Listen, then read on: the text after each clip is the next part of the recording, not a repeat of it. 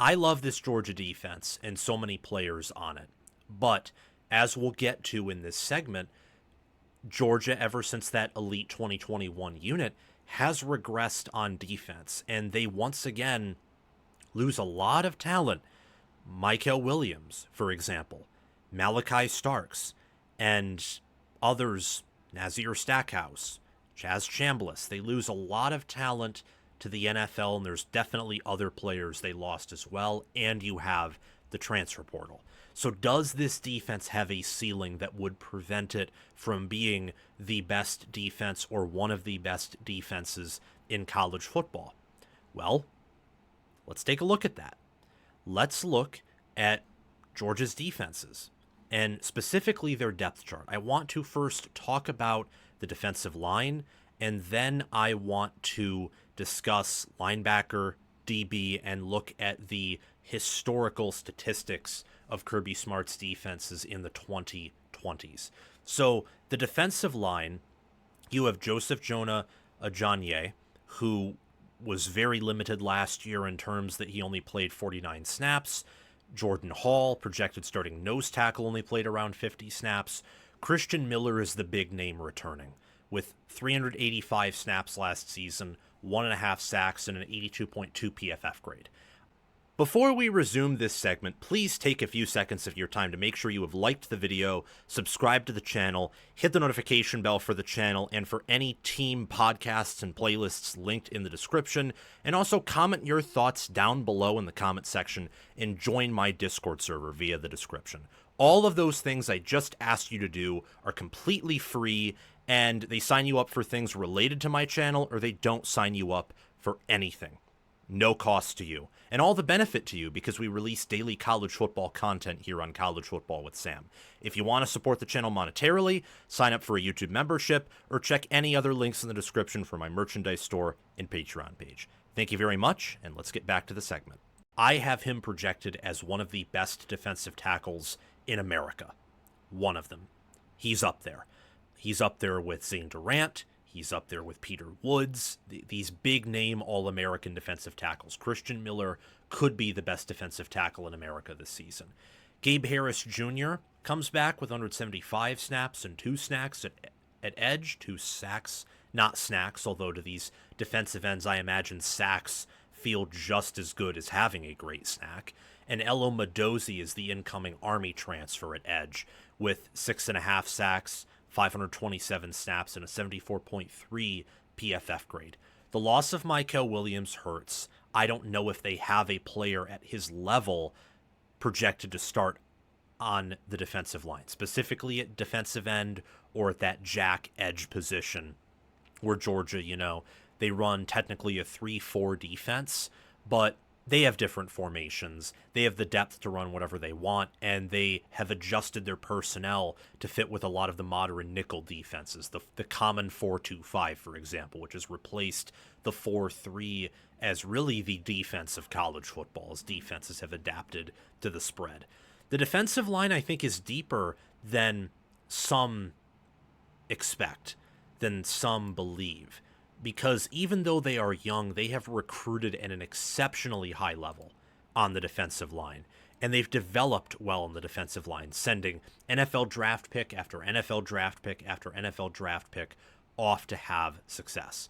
I like Xavier McLeod at defensive tackle, and you got to also pay attention to Nasir Johnson and Elijah Griffin, too. Elijah Griffin is a 5-star true freshman. Many know Justice Terry, who got poached from the state of Georgia to play at Texas. He wanted to go to Georgia, but Texas offered a bigger NIL package. Georgia already got Elijah Griffin, who was viewed as a better defensive tackle than Justice Terry. So that is a name to pay attention to on the defensive line. Several names, too. I love what they have there. And then at linebacker, this is an extremely impressive room, and here I also added an Elijah Griffin because I didn't have space for him on the other slide. But number 1 overall defensive tackle in the 2025 class with a 100 overall rating. Wonderful player. I expect him to see the field this year and be involved in that rotation. You got C.J. Allen and Justin Williams at Mac linebacker, and Raylan Wilson and Chris Cole at money linebacker. CJ Allen returns with 641 snaps and 3 tackles for loss. Raylan Wilson had 420 snaps and 7 tackles for loss, and Chris Cole had 107 snaps and 2 tackles for loss. All of their PFF grades were around 70. Lower 70s, Raylan Wilson was at a 69.9, just below a 70. But you also have to remember that PFF grades are just grades across the board. They don't do the best job of adjusting for competition. That is one of their weaknesses. So I would imagine these PFF grades severely underrate these Georgia linebackers who played, I would say, the toughest schedule in college football last year. And they had to face several offenses with potent players, with future NFL players. Raylan Wilson and CJ Allen are one of those linebacker duos that, along with Anthony Hill Jr. and Trey Moore, with Tony Rojas and Amari Campbell, with Arvell Reese and Sonny Styles, could be the best and most athletic in all of college football. Georgia has that. And the fact that they have Justin Williams and Chris Cole behind Raylan Wilson and CJ Allen means they have playable depth. And again, going back to Georgia's defense, they can come out in a variety of different looks, a variety of different formations. They can do a whole lot.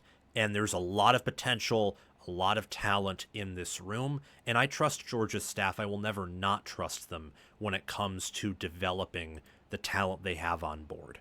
Secondary, I think, is the weakest position on this team. I think defensive line and linebacker, the front of Georgia is stronger than the pure backfield of Georgia. Take, for example, Daniel Harris. 3 passes defended with 518 snaps, and he had a PFF grade in the high 50s. Ja'Cory Thomas had 114 snaps and 2 passes defended, back up to Malachi Starks last year. He had a PFF grade in the 50s. KJ Bolden was an absolute superstar as a true freshman. A pick, a pass defended, 552 snaps, and an 82 PFF grade. He's going to be an All-American this year. Dalen Everett with a 73.4 PFF grade, 3 picks and 3 passes defended will be pretty good. And I think nickel Jonel Aguero with 328 snaps and a PFF grade in the 60s should take steps forward. This secondary last season was uninspiring.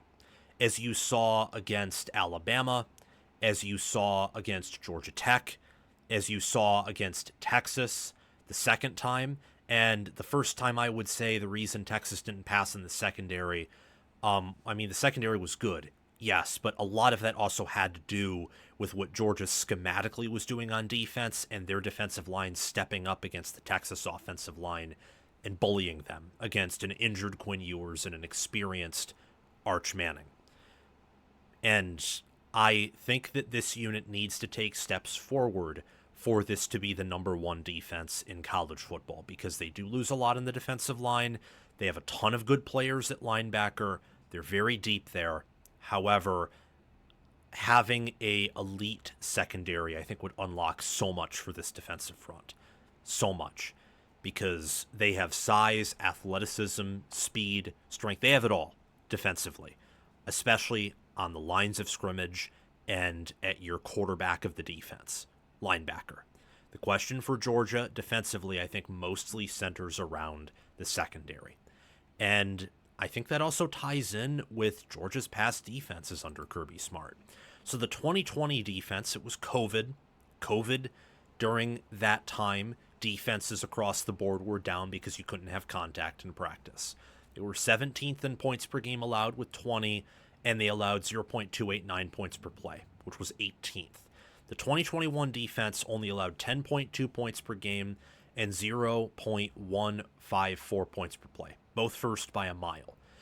In 2022, I thought the defensive front and the linebacker spot did a pretty good job at reloading, but I think the secondary took a sizable step back that year compared to what it was in 2021. You saw that in, I think, the Peach Bowl against Ohio State.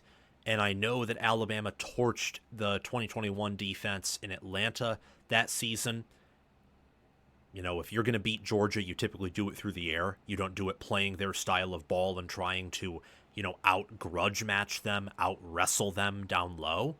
However, I do think that 2021 secondary was better than the 2022 unit. And really the defense overall was. 2021 was just deeper, better, had more NFL talent. You get the point. But in 2022, they were still among the nation's best. They allowed 14.3 points per game, which was fifth, and 0.237 points per play, which was also fifth.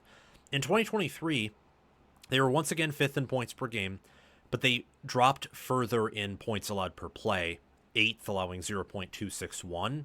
Last year, they allowed 0.318 points per play, which was 25th.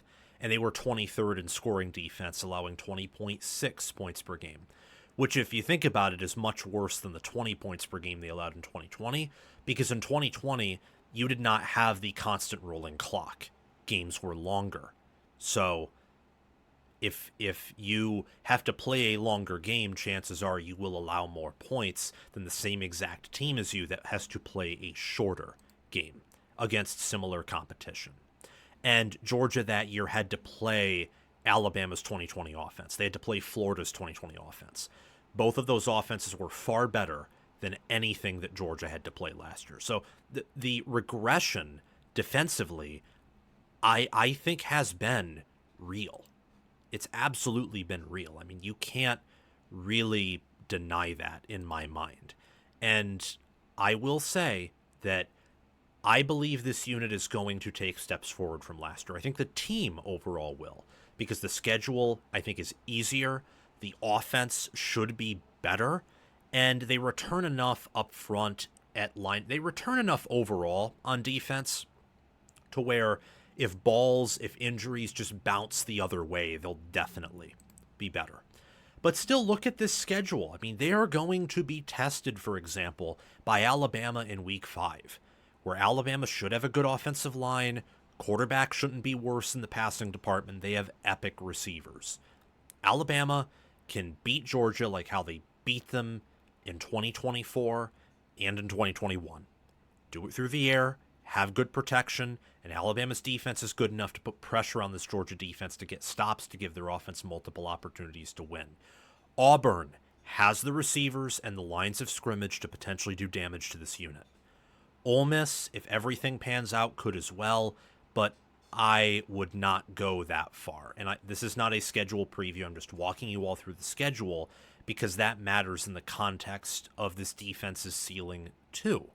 If the schedule's hard enough, the odds that this team is going to be completely healthy diminishes over time more drastically than it does for other schools. Florida's receivers are banged up, but Lagway's good enough to where he could test this defense too. And of course, Texas in Week 12 and Georgia Tech in Week 14 will have good offenses. There's a ton of good offenses that Georgia will have to play. So if Georgia does perform at a statistically higher clip than they did in 2024, that is a definite sign this unit has improved. I would venture that Tech, Florida, Auburn, Alabama, and by the time Georgia plays Texas, the Longhorns too will have better offenses than they did last season, at least by the time Georgia plays those respective teams. So the challenge on the offensive side of the ball, I believe, is greater across the board for Georgia's defense. They're going to have to face tougher offenses.